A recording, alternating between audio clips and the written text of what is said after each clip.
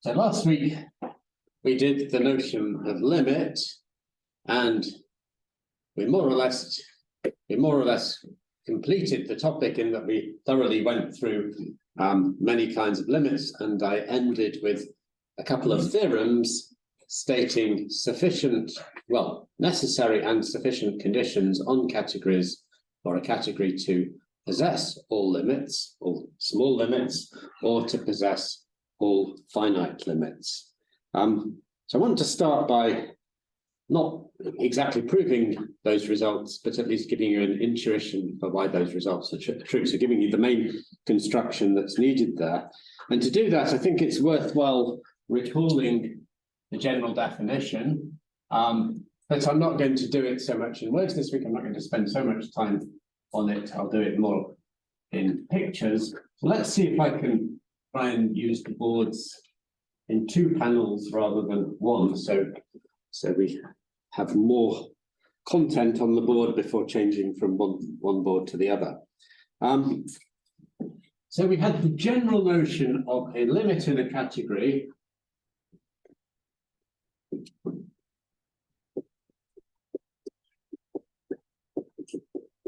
for a diagram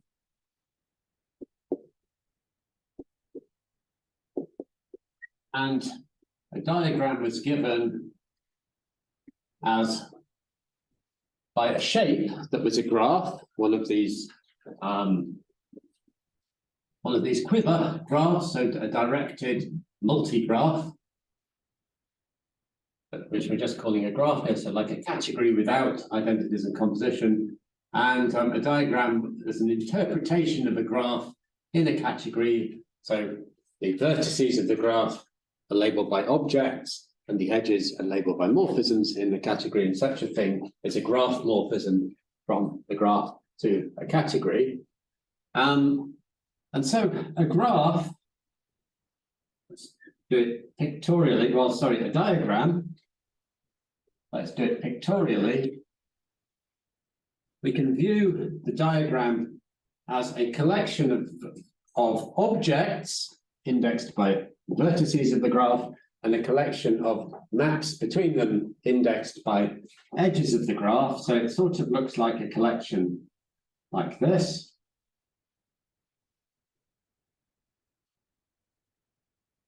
I mean, sometimes there can be objects without edges, but anyway, let's not worry too much about that for now. So we've got for every pair of vertices x, y in the graph, and for every edge from x to y in the graph, in the diagram, let's put this in the bottom, we have a map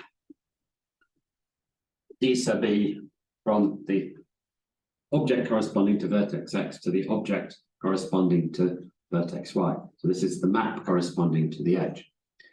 And a limit was a cone with a special identifying property. And in general, a cone is given by an object x together with a family of maps, one into each of the objects in the diagram. So that's one for each vertex in the graph, giving the shape of the diagram. So let's call these R sub little x. That's the map from x into the object for little x, the vertex in the graph little x. We have R sub y, put it here, for the vertex in the graph of the object corresponding to the vertex in the graph y. So this is a cone, it's a family of such maps, such that all the triangles commute. And one can form a natural category of such cones. So the objects of the category are cones looking like this, and a morphism between two cones. So let's put another cone. I'm going to call it L because it's in a moment going to be the limit cone. But a morphism between two cones is, so let's call the components of this cone P. And a morphism of cones is simply a map here that makes all the triangles commute, all the cone triangles. So these are the triangles that have the flat bit at the top rather than the flat bit at the bottom. And a limit cone is a terminal object in the category of cones. So L is a limit cone if for any other cone there is a unique map. Let's call it little l into L. So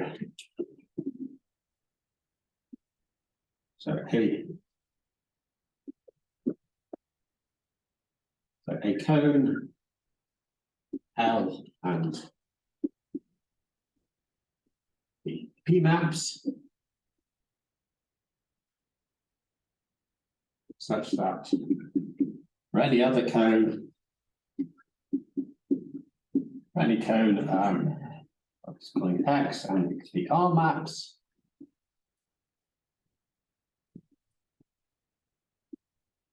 There is a unique map of cones L, little l from X into P, sorry, into capital L. In other words, and I won't write it down, a terminal object in the category that I've left implicit here, but is explicit in the notes.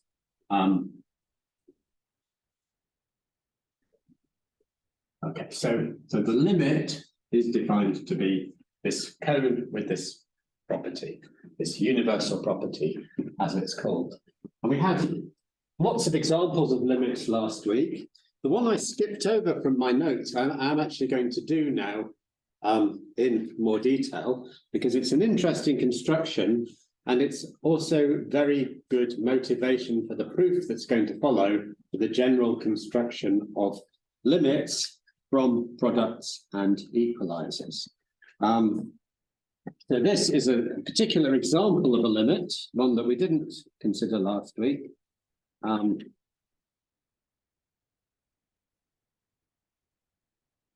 this is projective limits. So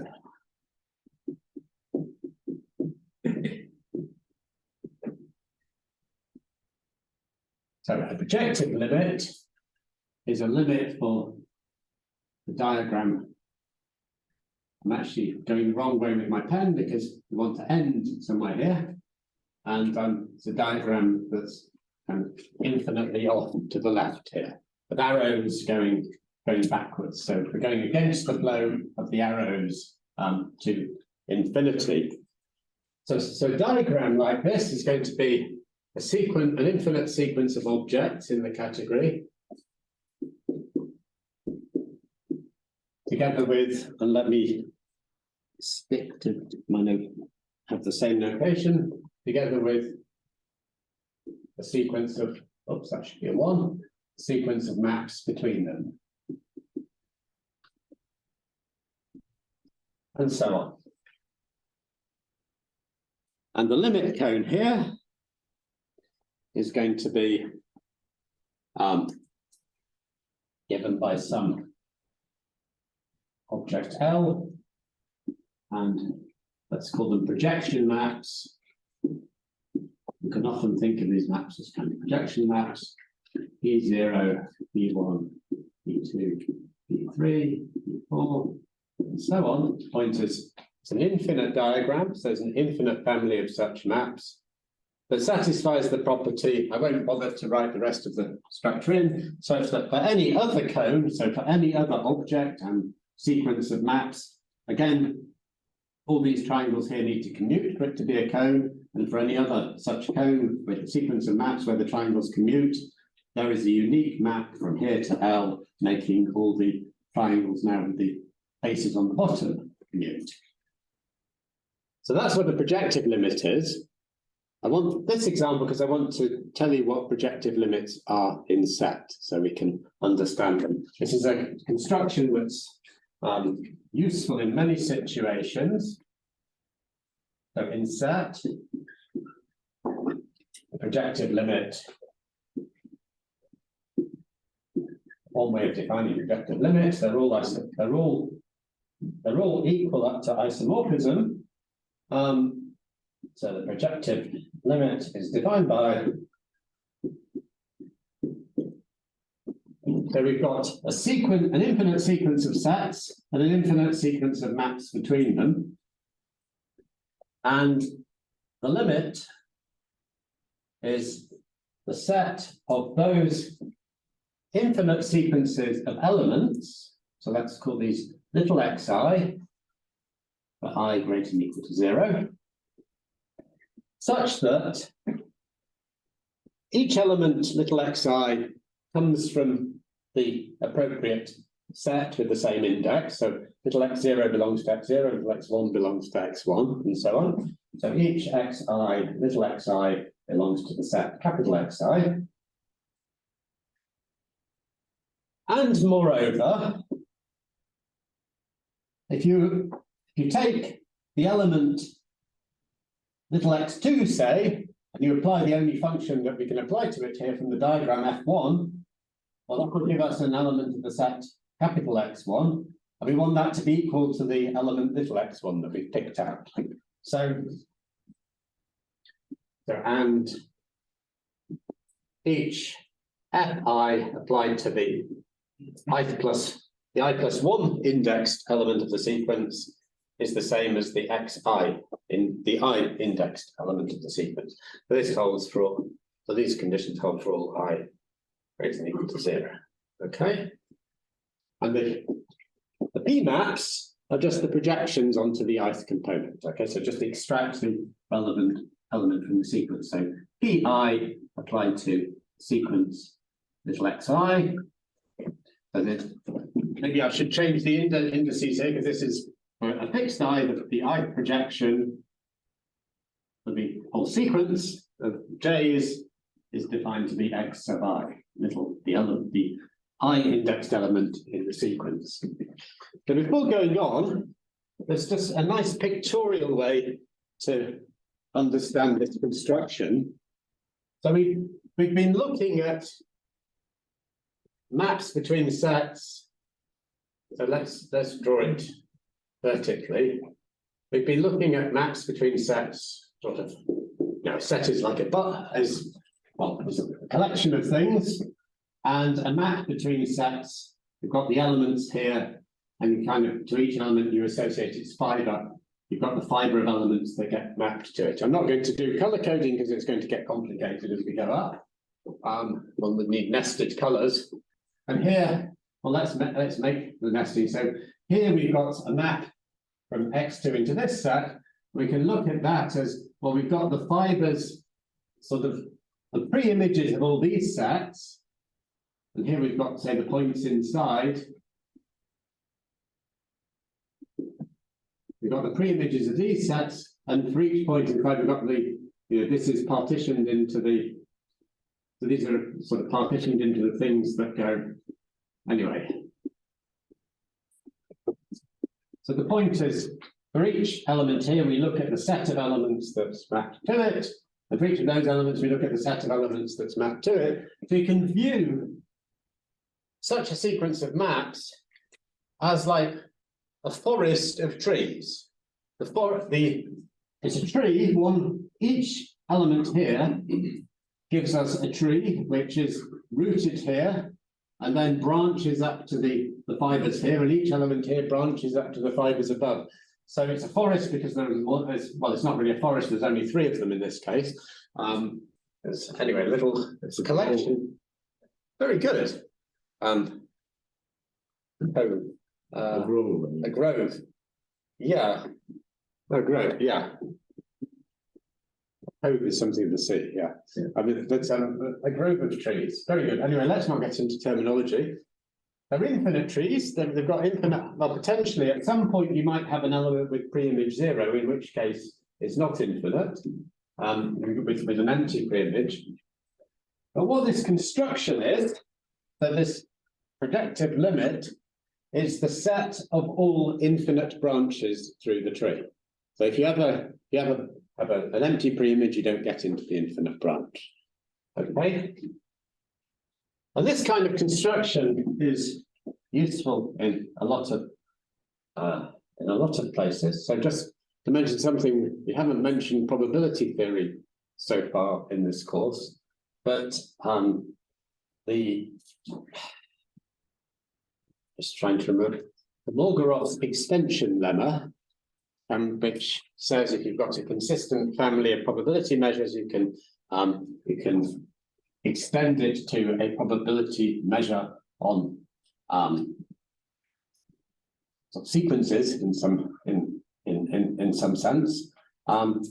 You can view versions of that as a construction of a projective limit in a certain category. So it's if anyone wants to know the details of that, it would take us too far afield, but I can talk about that privately. Just want to say that this idea of a projective limit occurs in many places in mathematics, and that's just one example from an area that we've not yet broached in this course.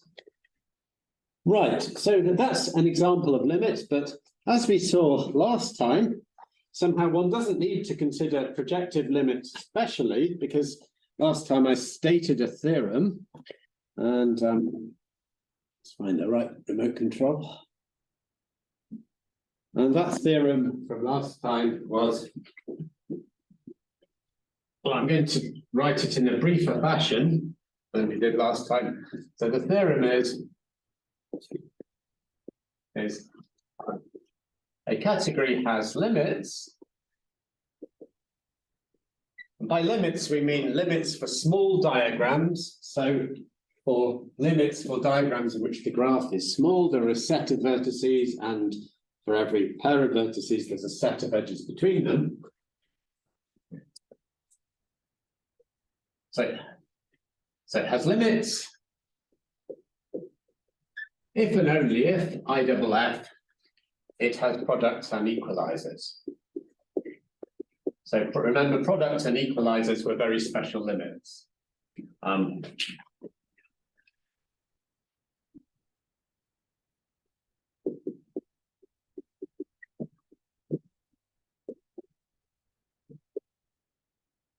That's one theorem. There was a second theorem last week, which is that a category has finite limits if and only if it has, so that's not all limits, not all small limits for set diagrams, but just limits for finite diagrams given by finite graph shapes. Another version is that it has finite limits if and only if it has finite, if and only if it has finite products and equalisers. And we can kind of state both theorems at once by doing this. Now, in the case of finite limits, there was a further equivalent statement last week that it's also equivalent to have terminal object and pullbacks. There's a little proof of that equivalent statement, an outline proof of that in the notes for this week, but I won't talk about that further in the lecture. I just want to talk about this theorem. I don't want to give a full proof. Full proofs are always tedious in category theory, but there are sometimes, there's usually a key idea in a proof, and I want to give the key idea here. So it's trivial that if you have limits, then you have products and equalisers because they're special cases. So we just want to prove the right to left implication, and let's say what the key idea is. The key idea is illustrated in this construction here. So to construct the limit, we're going to take, now we now have an arbitrary diagram. We're going to construct the limit as a product over the objects in the diagram and use an equalizer. Remember, equalizer maps are mono, so they're kind of constructing sub-objects of the object. We're going to use an equalizer to carve out the tuples in the product, intuitively speaking, that satisfy this requirement. That the relevant, if you project on the relevant components and use one of the maps to go between them, you get the same thing out. So let's see how we do that. And for the formula, it will be useful to find the right page the right set of notes here. Here we are. Right. So the limit component, the limit code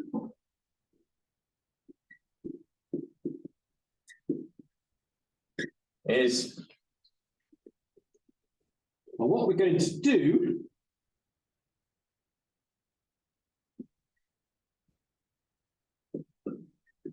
is given by the equalizer. I'm going to construct the limit as an equalizer. So let's say L, and let's use E, the equalizer, as we were doing, of two maps, because equalizers are equalizers between two maps. But what we want to do is, as motivated by this example, carve out a subset of the product of all the objects in the diagram. So we can take the product of all the objects in the diagram. We've got a small diagram. So we take the product over all vertices U in the diagram D, sorry, in the graph G. And we take the objects, we product together the objects that are labeling those vertices. And what we want to do is use an equalizer diagram to say we want the subset of those intuitively. I mean, this is in a category, we're not talking about sets, but thinking in set theoretic terms is helpful here. We want to think of the subset of that product such that whenever we have an edge from U to V, and we take the U component and the V component, if we map the element, the U component, along the map corresponding to the edge to U to V, we get the V component. So we can do that by looking at a very big product on the right. So here we take the product over all edges in the graph, basically. So let's be precise about that. So I'm producting over all tuples U, V, E. Let's pull this little out. Well, so U and V are vertices in the graph. E is an edge in the graph. So this is a member of the set of all U, V, E's, such that U and V are vertices in the graph, and E is an edge from U to V. That should be a curly bracket. And we want to, we're going to here take the object indexing V. And we're producting, so the object indexing V will occur many times in this product. Once for each time it occurs as the target map of an edge in the graph. And this is a big product over all the edges in the graph here. And what we want to do is we want to say, whenever we've got a vertex U in the graph and an edge from U, and a vertex V in the graph and an edge from U to V, the component we have for U from here is mapped by that edge E to the component we have for V here. Okay, so I mean this ranges over all edges in the graph, so we can project it down to any component, on any vertex U and V. So the two maps we have up here, let's call them L1 and L2. So L1, so any map into a product, that the defining property of a product is that a map into a product is a tuple of maps into the components indexed by the index set of the product. So here we've got the index set of the product. So L1 is going to be defined as, we want to, for each index element of the product, so the indexing elements here are a U and a V, so basically edges in the graph from some vertex U to some vertex V. And what we're going to do here is consider the map in the category that we get by projecting this product on U and transporting the value along the map E. So we project on the U component, but that's taking us from this product here into DU, this part.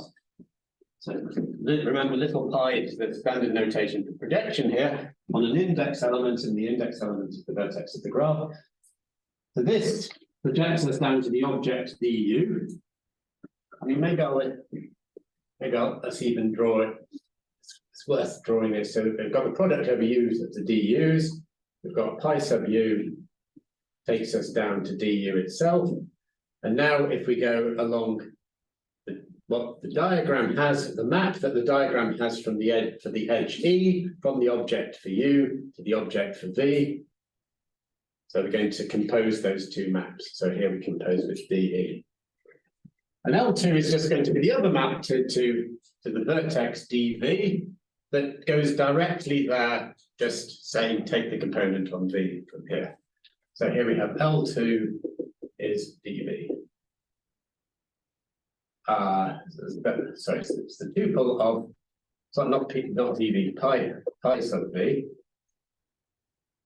That's another map for the product to DV. Again, it's the tuple of those indexed by the U, V, and the E. Really, what this is saying is those families indexed by elements of the graph that satisfy this property that if you take the element on little u, you take the element on little v, and you've got an edge little e from u to v, then the element on little u is transported by the map in the diagram from the object for u to the object of v to the element to e. So this is the motivation behind that, and the point is this works. So it's given by the equalizer L and little l. In what sense is that a cone? Well, L is an object of the category, which is what we need for the cone. That's the vertex of the cone. Little l is a map into a product, so that's a family of maps indexed by elements by the vertices of the graph G, which is again what we needed. Yeah, what a cone is. Okay, so I hope you've got the, oh dear, the camera's gone out of focus again. Let's do that. Okay, so that's the general idea. And the case of finite products is just exactly the same, because in the case that the graph is finite, this is only, both these products are finite products, so you're only using finite products. Okay, so that's limits. I mean, I could pursue it a bit further. There are more abstract ways of looking at them, which I may come back to at some point. But what I want to do immediately now is go to the dual notion. So in category theory, as we've already said, because we have the opposite category construction, whenever you have any concept, you immediately have a dual concept, namely the concept you already have interpreted in the opposite category. So a colimit is a limit, a colimit in C is a limit. Well, let's be more precise. A colimit for a diagram D from G to C is a limit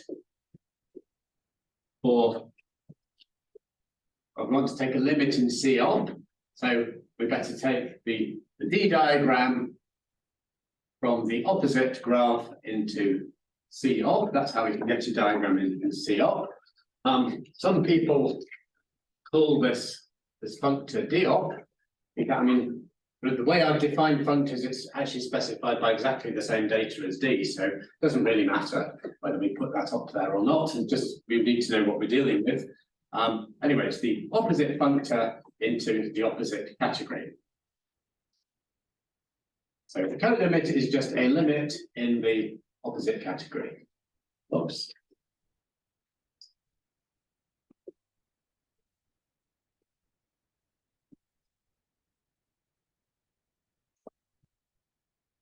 Then we have the special notions of limit. So we had products, and so our special notions of product were, special notions of limit were products. So we have co-products. And remember, every kind of limit was specified by its diagram shape. So here we opposite the diagram shape, but the diagram here was just a collection of vertices. So these are vertices, the smaller dots are ellipses, that are sort of, and so on. So we have index set I. Okay, so that's just the same diagram as we have for product. We have the terminal object in a category. The dual version of that's called an initial object. That's again a special case of a co-product. We have the empty graph before, and we again have the empty graph for the shape. So an initial object is an object such that there is, to any other object, there is a unique map from the initial object. And in the so the graph here is the empty graph. Let's write the empty graph. And in sets, the empty set is the initial object. So the empty graph. Then we had equalisers before. And the dual of an equaliser is a co-equaliser. So an equaliser was a limit for a diagram of that shape. If we take the opposite diagram, or we turn the arrows around, but it's the same diagram. I mean, it's the same graph. If you do that, so a co-equaliser actually is still the same graph shape when you co-equalisers as for equalisers. A graph where the oppositing actually has a significant effect is the dual notion to push out, to pull back, which is called the push out. So sometimes you stick co in front of the limit terminology and you get the co-limit terminology. Sometimes you have a special name. So co-equalisers, there's no special name. Instead of pullbacks, there is a special name and it's called push out. And so whereas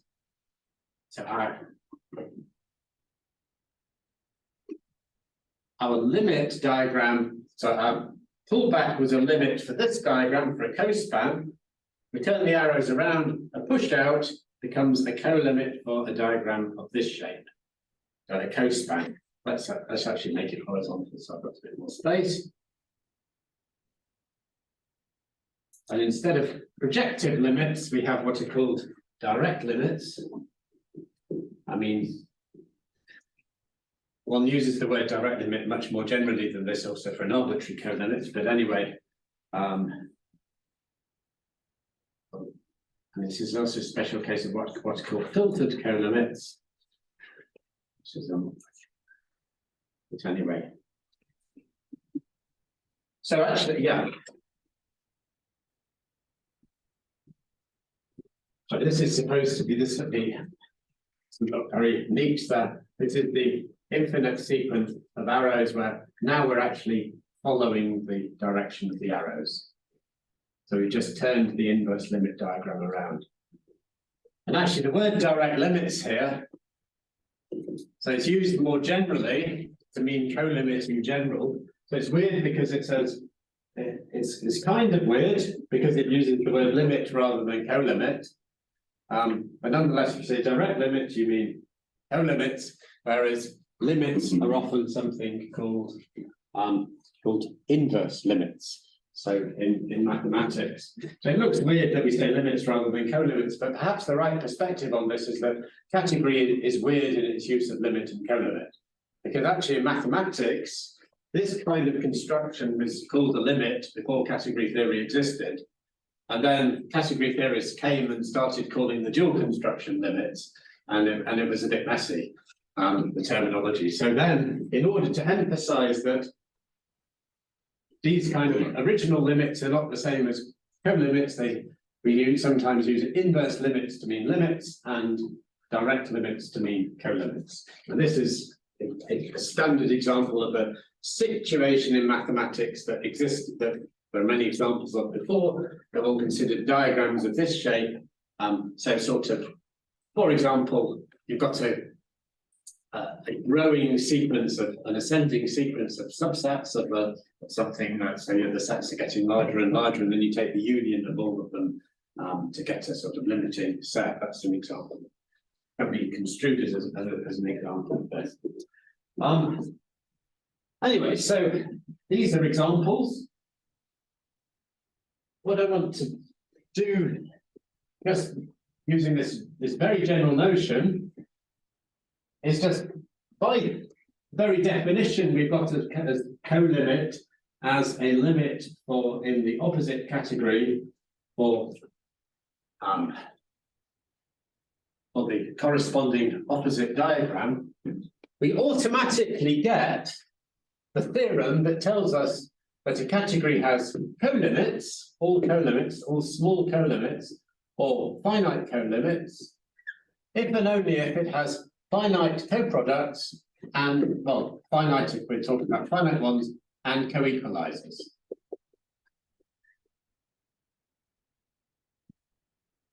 So again, we've got a general notion of colimit, and there are lots of interesting diagram shapes you can use it for, but to really understand it, to understand its fundamentals, you only need to understand the case of coproducts and the case of coequalisers.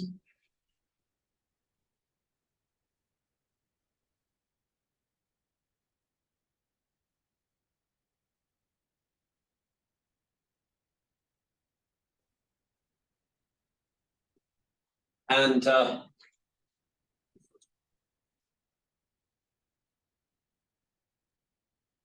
we could try to prove this by simply taking the same proof we had before and turning all the arrows around.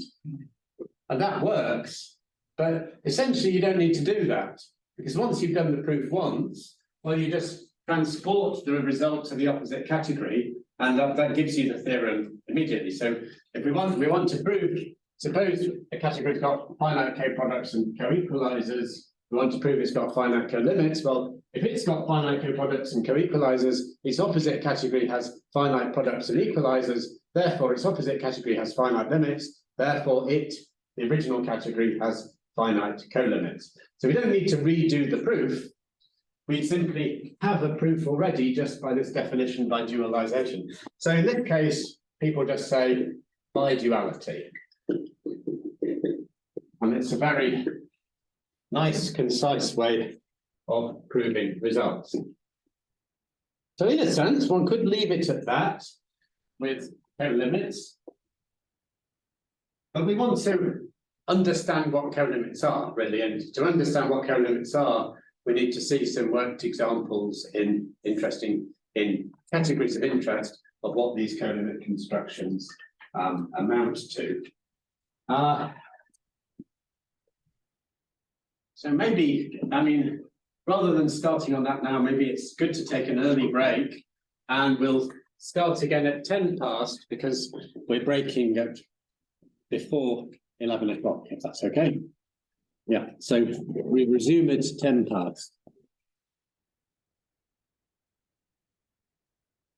Okay, so what I really want to talk about with the last hour is I just want to focus on these two examples of colimits that are needed to construct all colimits. So coproducts, which we'll deal with fairly quickly, and then coequalisers, which are the maybe more interesting construction we've considered so far, that comes from a limit or a colimit. So coproducts. So what I want to do is, we know the general definition, so let's just consider examples in specific categories. So let's look at set.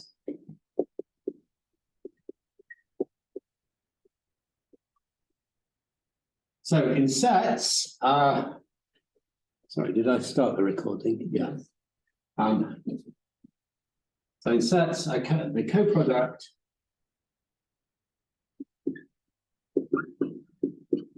of, let's just do the general high-indexed case of a family of sets.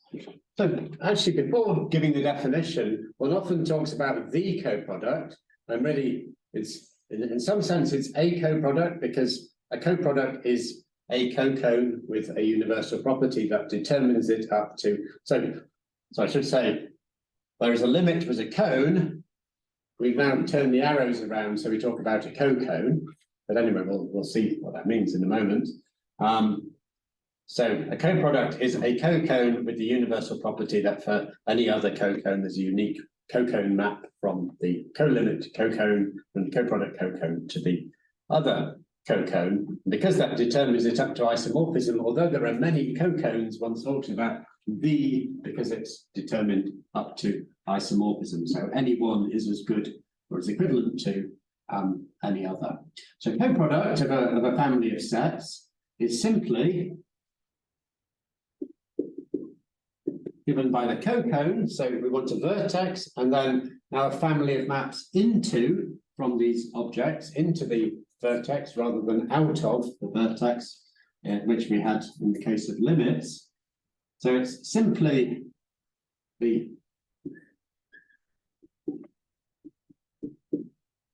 disjoint sum in the set theoretic term, which we've already been using a lot in this course.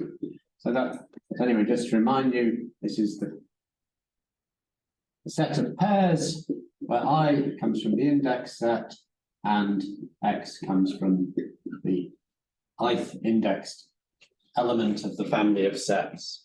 So we're taking like disjoint copies of each of the Xi sets, where the disjointness is enforced by giving each one a label, labeled copies. So this is the vertex of the cocone, together with, we want families, so for product, we had families of projection maps from this vertex into the component sets.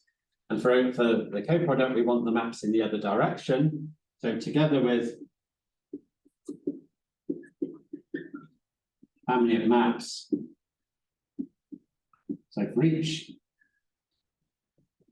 little A, we want a map from the set in the diagram. So I'm going to call it iota. That's a very bad way of probably writing an iota. Well, actually, let me call it, sorry, in sub I. And let's change the index set just so that, not the index set, but the index label, just so we don't get confused. So it's a family of the injection maps, where of course the injection map is defined to be the map that takes some little x belonging to xi and maps it to I from that x. Okay. And the universal property is saying that the defining property of a colimit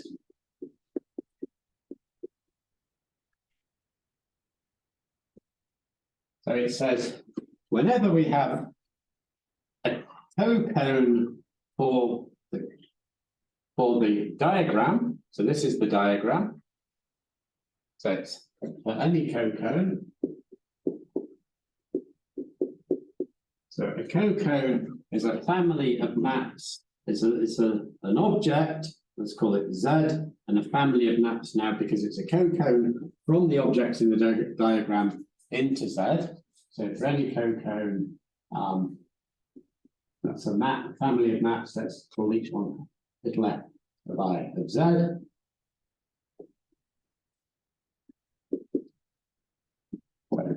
So the cocone is strictly speaking Z together with this family of maps.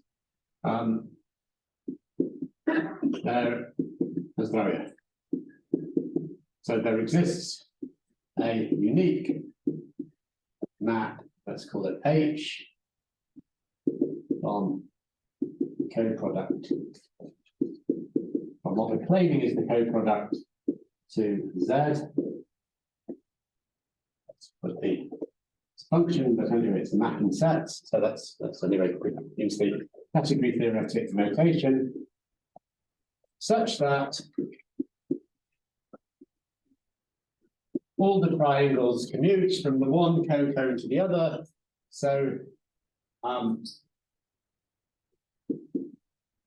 so for every index element I, the injection map that takes xi into the disjoint sum.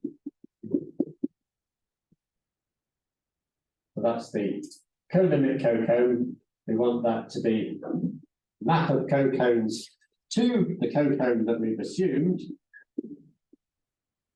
And we want that to be a unique H, function H, such that this diagram commutes. And this is the universal property that says that the disjoint sum is indeed a coproduct. And it's easy to show that it's true. I mean, to show it's true, we need to show there's a unique function. We can define the function, and then it's very easy to verify for yourself. I mean, well, it's so easy that it's unique. I should be able to tell you why. Let's just define it first. So H is the function. We just define it to be, so given an element of the disjoint sum, well, the element of the disjoint sum gives us an index and an element of the index of the set in the family that we coproduct in, so of the relevant set in the diagram. And we want to get an element of Z, and we've got lots of maps into Z, and of course we just use our index to select the appropriate function, little f sub I, and we apply that to x, which is guaranteed, because it's in the disjoint sum, is guaranteed to be, little x is guaranteed to be an element of the set xi. So we get back here fi of, so it's simply that function. Well, and it's clearly unique because to define a function out of the disjoint sum is the same thing as defining a function on each component here for each index set, because this is simply the disjoint, and that's just a partition of the disjoint sum. And these triangles tell us exactly what that function needs to do on every component. So there's only one way of defining it. Okay, so those are coproducts in set. I want to just consider one other example of coproducts, because one interesting thing that happens with colimits is, so whereas our example categories were lots of categories of set-like things with functions between them, and we found that limits in those categories always looked very much like limits in set. If we define limits in set, we had a good way of understanding limits in those other categories. So, for example, the topological product, it was a set theoretic product with a uniquely determined topology on it. In fact, category theory has a good way of explaining why that's the case. So the forgetful functors preserve limits, and in fact, for most of the examples, do something stronger called create limits. So we might look at that at some point at an appropriate point in the course. But nonetheless, limits tend to all look pretty much the same. With colimits, it turns out that colimits quite often look different in different categories, even the simple categories we've been looking at. So let's look at vector spaces, and I'm going to look at coproduct in vector spaces.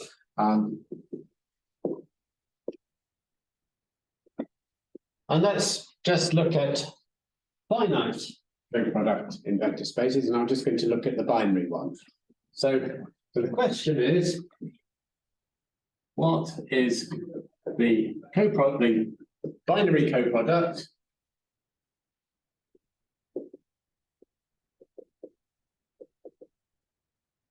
V plus W of two vector spaces?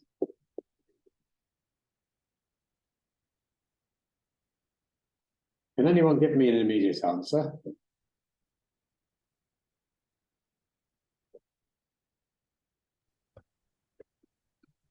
Sorry, Alex, just the camera. It's gone. Just yes, indeed. Sorry? Is it the tensor? It's not the tensor product, no. I guess it's just the regular product. It is indeed just the regular product. They coincide with the Cartesian product. Only the maps are in the other direction. So it's actually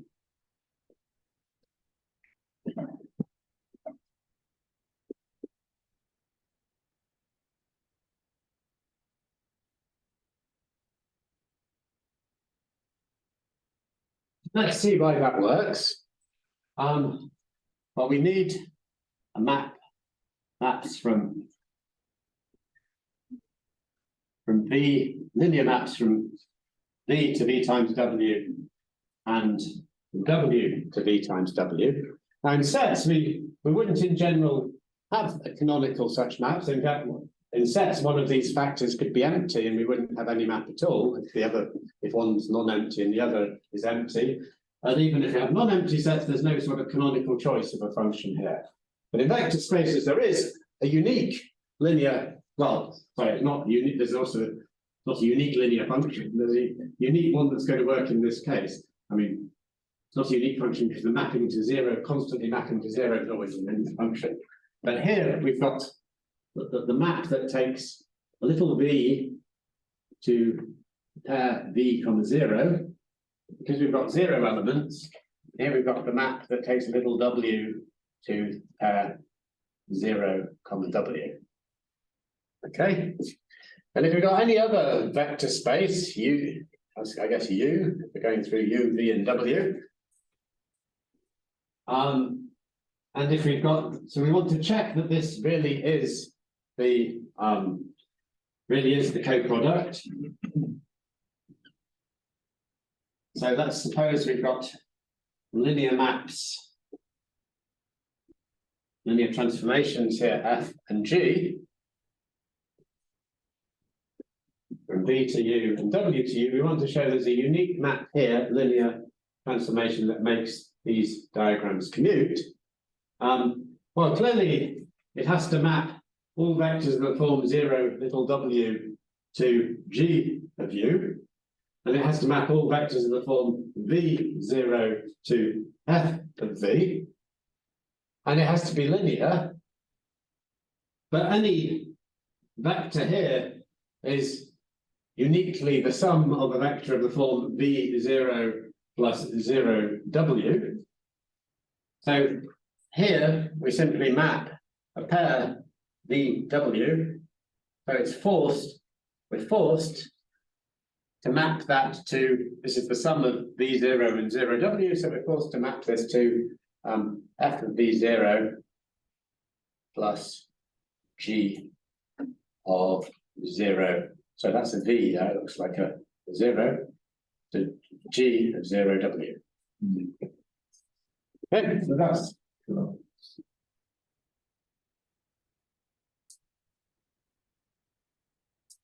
You worried about something? That be inside the brackets for W for the F4. Oh, yeah. But in fact, there shouldn't even be this is rather the 0, it shouldn't be there. Yeah, sorry. Sorry, it's f of v plus g of w. Yeah, thank you. Thank you very much. Yeah. Is that better? And this is clearly a linear function because there's an obvious well, I was going to say base, but it's not really a base, but you're uniquely splitting a map up here. Anyway, you can verify for yourself that, I mean, I already argued that this is unique. You can check that it's linear, and there you are. So coproducts in vector spaces, well, binary coproducts, and actually finite coproducts coincide with finite products. So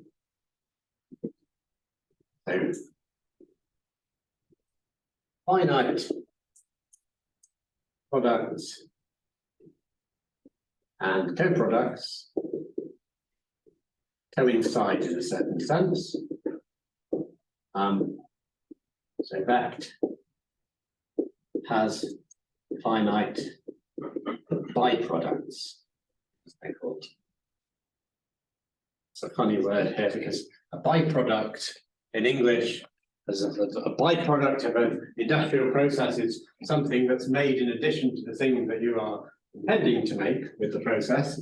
And so, I mean, maybe in some sense it's appropriate here, because here we were either intending to make a product or intending to make a co-product, and we got the other one as a byproduct of the process. So I've never realized that before, but it's actually justifies terminology.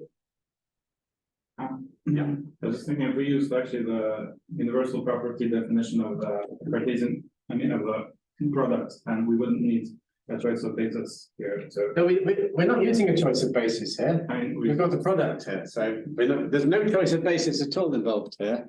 And you kind of can't quite use the universal property of the product because the maps are going in the opposite direction. it would be a slightly different diagram, but Well, you can tell me what you mean after the lecture if you want. I mean, you have to do something specific to the category here. And we're certainly not using a choice of base in doing this. Anyway, something to ponder is what happens for infinite co-products here. So do you get the same coincidence? Well, maybe I'll tell you the answer is no. You can think about that. Why not? That's one thing to ponder. And the other thing to ponder is there was the weekly puzzle a couple of weeks ago, or last week, I don't remember when, was about, the last week was about products in relations. So maybe something similar happens in relations in the other direction. So that's the hint for last week's weekly puzzle. Okay, so that's enough about co-products. Let's look at coequalisers. But maybe I'll just carry on here. So a coequaliser is a colimit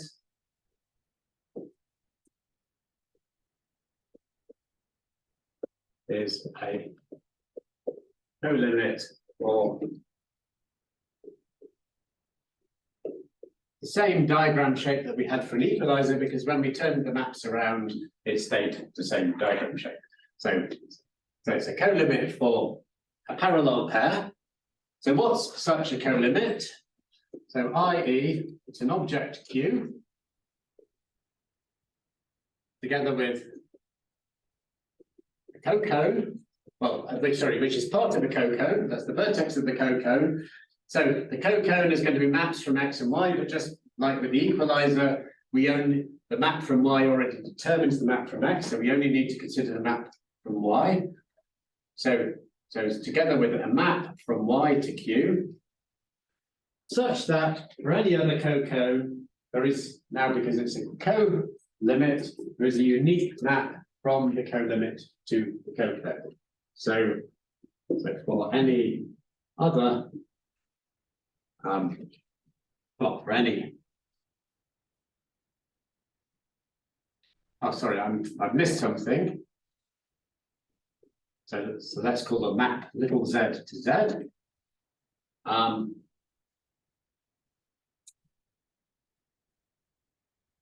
So sorry, it's a map like this that needs to be a cocone. So to be a cocone means it needs to make the two composites commute. So such that Q composed with G equals Q composed with F. So for any Z such that Z composed with G equals Z composed with F, there exists a unique I'm getting all confused with my letter names, but there exists a unique, let's say, L, yikes, W, what the hell, W from Q to Z, such that W composed with Q equals the map from Y to Z equals W to Z. And I wish I'd left it, well, there is enough space for a picture here, so let's put the map there in. Here we've got the Z, we've got a little map Z. I think I'm kind of inverted the notation I was using for limits in some bad way, but anyway, never mind. That's the picture, and that's a dotted arrow here. This is in general what a coequalizer is. But these are turn out to be very interesting and a bit less trivial to construct than limits. So I should say I've already had the result that a category is co-complete if it has all coproducts and coequalisers, and most, if not all, of our example categories are co-complete. So set in particular is co-complete. That's a very, very important property of set. So it has coequalisers, and this is maybe the tricky. I mean, it's not a really tricky construction, but it's a slightly more involved construction than the other ones.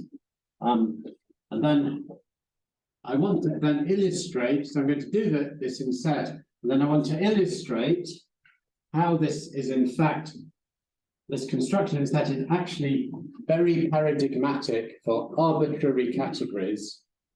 You know, categories can look very different from the categories of set, but nonetheless, there's something about the construction of coequalisers that's how it's performed in set that's very paradigmatic.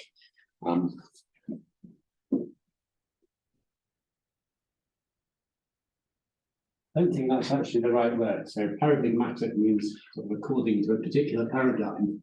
I mean, I really mean typical here, but this construction is actually an appropriate general way of looking at this construction, always applies. So what is the construction in sets? Well, so in set, the coequalizer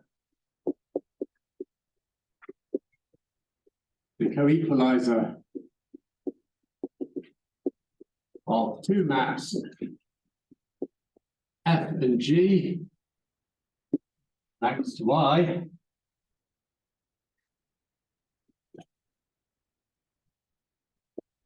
So what do we want it to be? I'm not going to move the camera, but just go back to this board. We want to have somehow universal map out of Y that makes whose composites with F and G are the same. So in other words, it has to enjoy the property. So we want to map to something map out of Y to something that then the composites need to be the same. So for any element little x of the set X, if we go along F and along that composite to that element little x, and along G and that composite to the same element little x, we need to land in the same place. So in other words, whenever we have an element little x here, F and G may take us to different places in Y from the same X, but they need to come together again in the place we're mapping to. So we want to squash things together in Y, so we basically want to quotient Y by an equivalence relation that squashes the appropriate things together. And the appropriate equivalence relation, well, we want to equate all the things we're forced to equate in order to make that property true, that from any element little x here, wherever F and G take us, we'll bring them back together again. So we need to equate F of little x and G of little x for every little x in X. So is the map from Y, let's call this little q to Q, where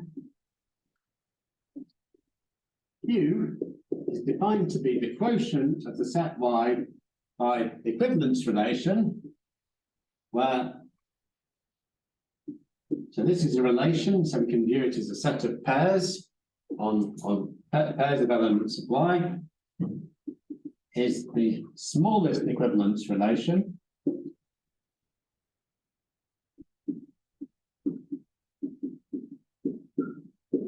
Satisfying, so such that the element of F applied to little x is related to the element by G applied to little x for all elements little x of the set X. Okay. And then the Q map is simply the map that takes an element little y of y and maps it to its equivalence class. The equivalence class map.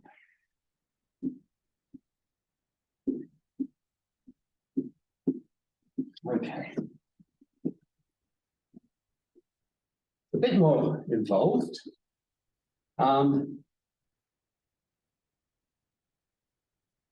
But what I wanted to show you is that in very many category theoretic situations, coequalisers can always be understood as quotients by equivalence relations. So now I want to do, so this is now some more category theoretic material, and with a way of looking at category theory that's, I don't think we've used it so far in the course. It's going to sort of show, as I say, that this is a typical way of constructing coequalisers. Maybe before going on, I'll just point out that this is the dual to the notion of equaliser. So every Q arising as a coequaliser, every little q is an epimorphism. Just like the little e's arising as equalisers were monos, and we call epimorphisms, so epis that arise in this way,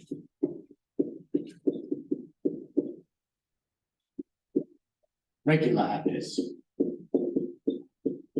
So just like a regular monomorphism was a monomorphism which arises as an equaliser, a regular epi is an epimorphism that arises as a coequaliser.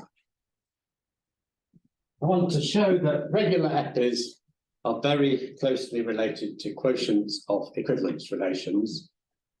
But to understand that, we need to understand what it means to be an equivalence relation in a category.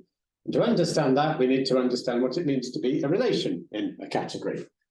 So this now, this next bit is going to continue the line of development that was illustrated by the weekly task 1 or 2 weeks ago. I've forgotten the one on subobjects and monomorphisms, and also by your homework on partial maps, ways of understanding derived notions in category theoretic terms. I want to look at the notion of relation in a category theoretic terms, and the notion of equivalence relation in category theoretic terms.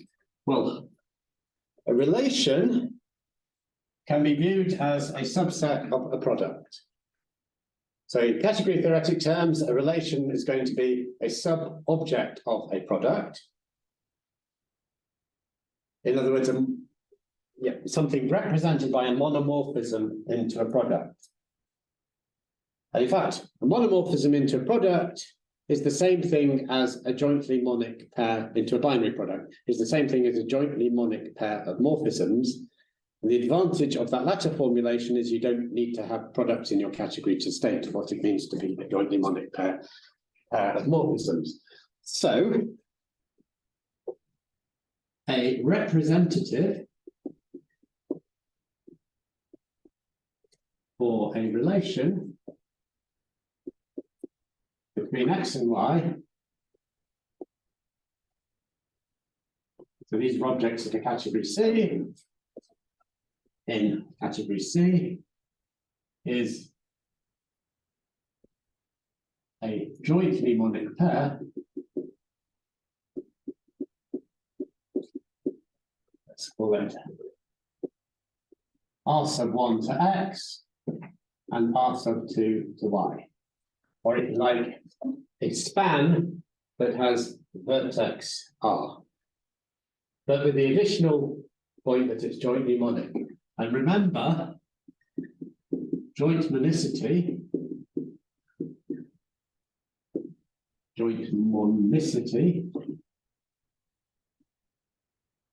states, so this was the joint monomorphism property, so this states for all objects Z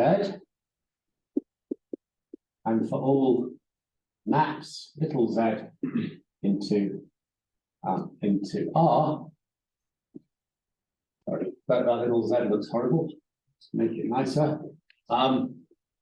We can, sorry, this should be called pairs of maps. Point is to test equality of these two maps. It's enough to test composites with R1 and composites with R2.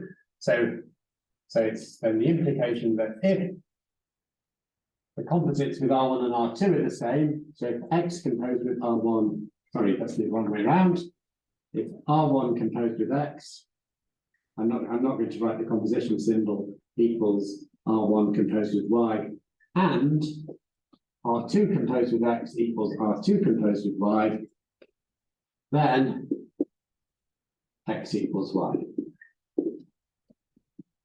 So that's the joint monicity, and if finite products exist,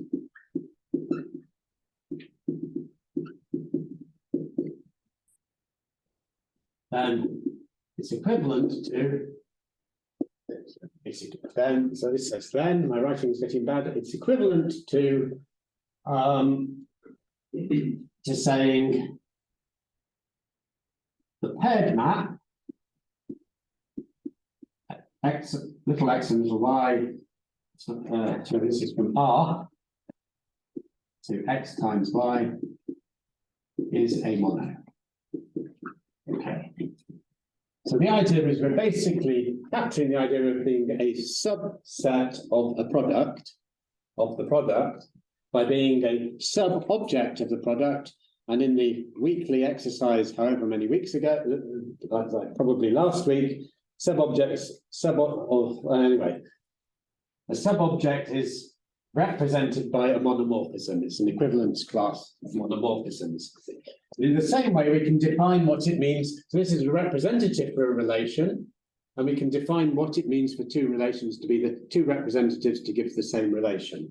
So there are R1 and R2, from X to Y. So I'm just going to use the word R. I'm just going to use R, whereas I really mean R together with little r1 and little r2. So one relation R is contained in another relation R prime. So it's like in the homework. So here we have R prime, R1 prime, and R2 prime. So we say that the relation R is contained in relation R prime if there exists a map that makes those two triangles commute. So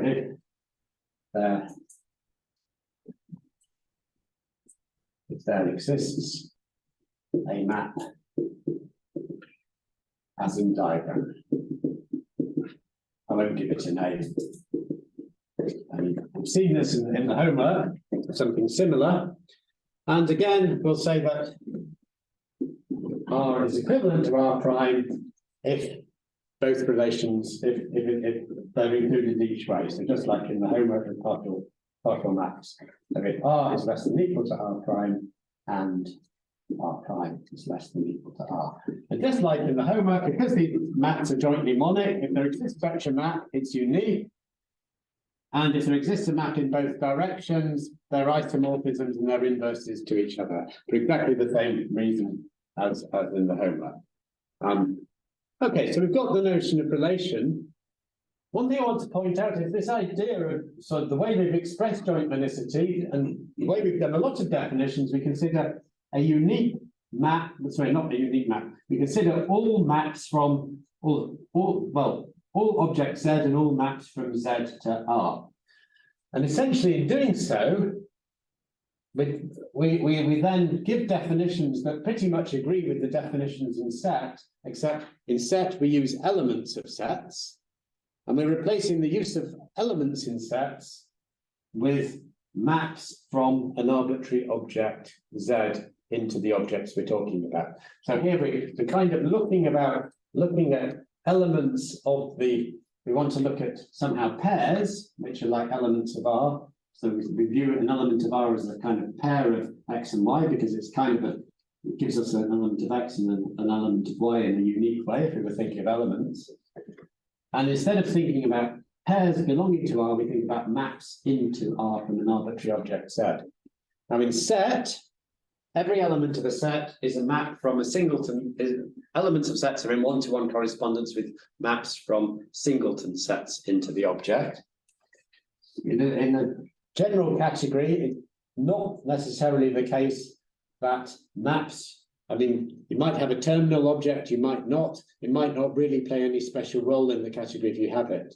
So because we don't have sets and we don't have elements of them, what we replace, when we want to think about elements, we replace elements with an arbitrary source object Z and a map from Z into the object we're looking at. And such things are called generalized elements. And we can then naturally generalize a lot of definitions in set theory to definitions in category theory using generalized elements. And this tends to work very nicely. So I'm now going to give you an example of that by defining the notion of what it means for a relation to be an equivalence relation in a category.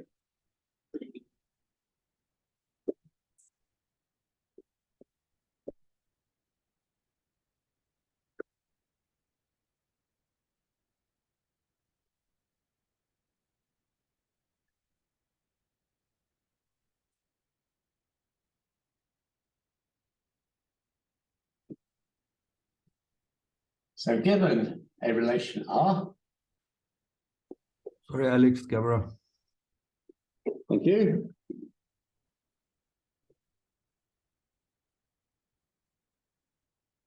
So given a relation R presented by a pair of little R1, R2, for X and Y. We want to say what it means for two elements to be related. So we say that two generalized elements, let's call them little x and little y, of X and Y are related by R. So X, R, Y. If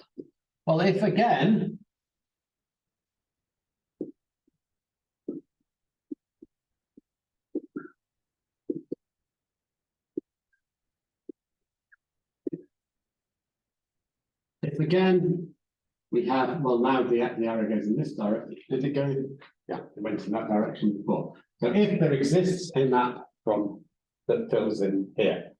Okay, so if you think of in sets, any element little x of the set X and element little y of the set Y are going to be given by maps from a singleton set here, and they're in the relation. Well, obviously, if you can map the singleton set to the appropriate pair in the relation R. So this generalizes the notion. So we now have a notion of what it means for a generalized element to be in the relation. Okay. So if this means if there exists a fill-in map. So then, what does it mean for R to be an equivalence relation? Well, now it's very easy. R is an equivalence relation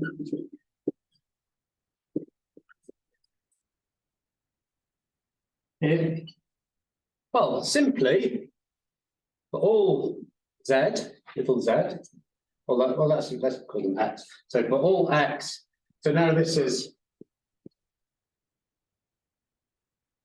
yeah. So well, let's keep that here. But here, of course, R, in order to be an equivalence relation, you need to be a relation on the same object X. So it's a relation between X and itself, and if it's an equivalence relation. So we're now not having a relation between X and Y, two objects X and Y, but a relation between X and itself. And then we ask for all generalized elements little x of X. Well, we want the relation to be reflexive for all generalized elements little x and y. We want the relation to be symmetric, x, and for all generalized elements x, y, and z, we want obviously we want the relation to be transitive.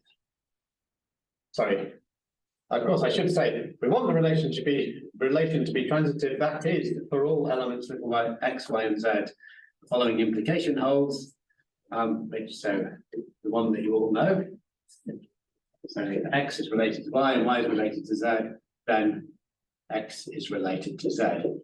And what does this for all generalized elements mean? Well, if we expand it out fully, I'll just do it in this case. It means for all domain objects z, and for all then generalized elements with domain z. So for all little x to x, for all from z, for all little y. Oh, let's just, there's not much space, so I'll just write it for all maps, little x, little y, and little z that go from the object z to the object x. Okay. So the point is using the notion of a generalized element, which is simply a map from an arbitrary object z into the object x that we're talking about. We can simply repeat the usual definition of an equivalence relation. And one way that one can find equivalence relations in a very nice way is by certain kinds of pullbacks. There's this very special kind of pullback in the category called a kernel pair.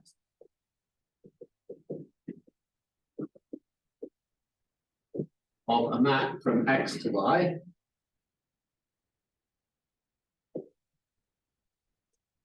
So it's a pullback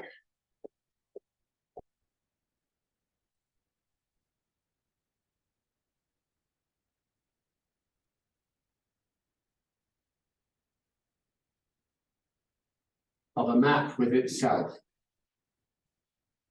Okay, so this is the definition of a kernel pair.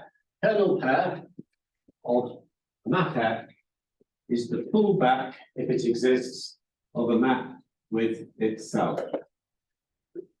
And if you think about what this means in the category of set, well, it's a pullback, so it's always a relation, because pullbacks are always jointly mon-expands. We saw that. And what this means in the category of sets, if you've got a map F, this is exactly the equivalence relation on X that equates to elements of X if they're in the same fiber of F. Okay? So it's and in the category, you can think of it, the equivalence relation that says that, so you can think of it as kind of an equivalence relation saying I'm in the same fiber of the map. That's the way of thinking about it. And an exercise.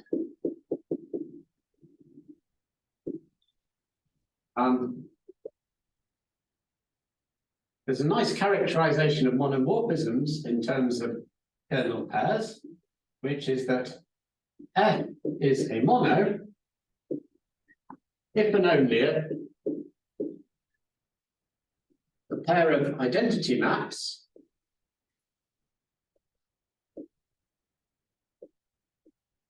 is a kernel pair of F.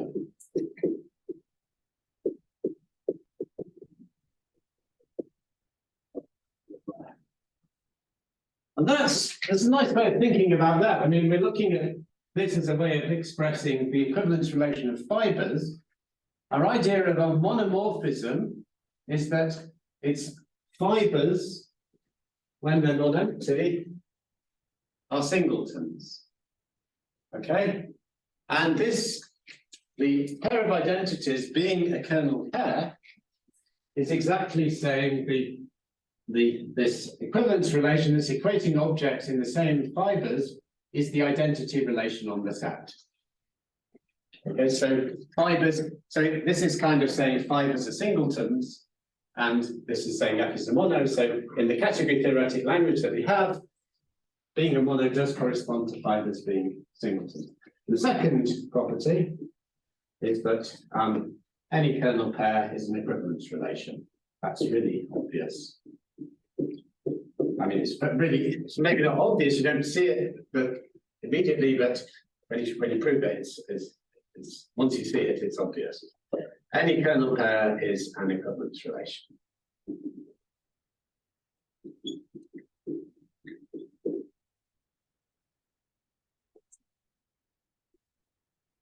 Okay, so I just want to end now with the statement I've been working up to.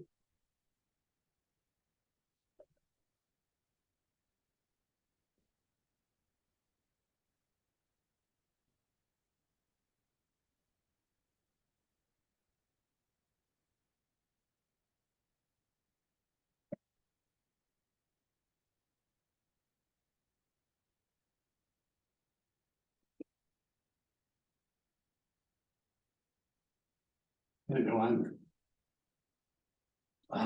we don't need that one, but anyway. I could use that one instead of this one, but let's just go to the center of the board.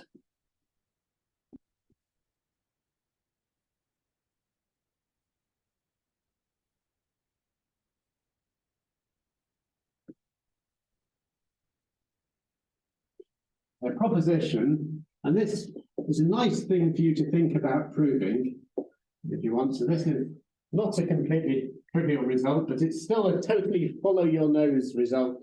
It falls out of the definition. There's basically one way to go, but there's quite a bit of work to do it. And the point is that whenever you have a coequalizer, it can always be seen as the coequalizer of an equivalence relation, actually of an equivalence relation obtained as a kernel pair, as long as the kernel pair exists.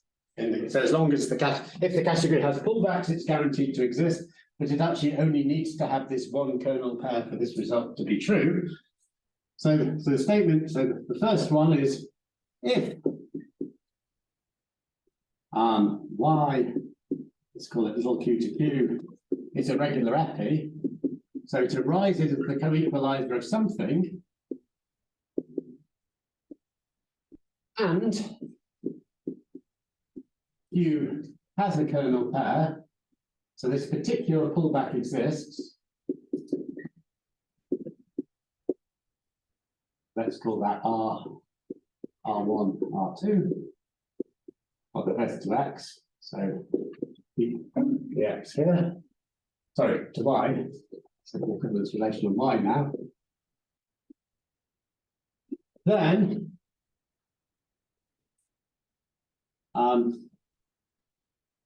the following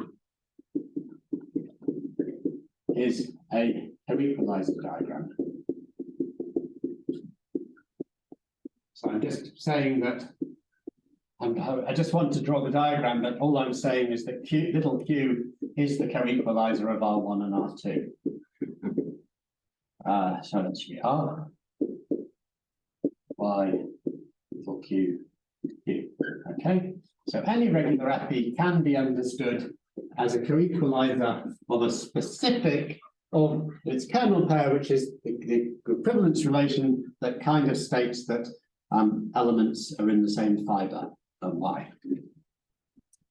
And property 2 is a kind of converse to this, which is that if R1 and R2 are a kernel pair, so if R1, R2, Y is a kernel pair for some map,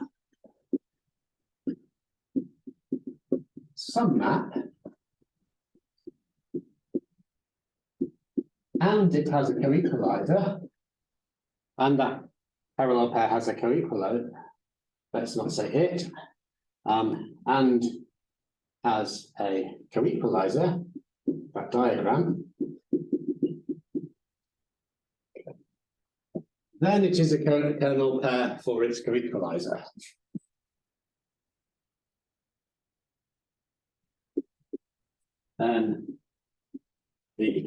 Then again, the above diagram is a coequalizer diagram.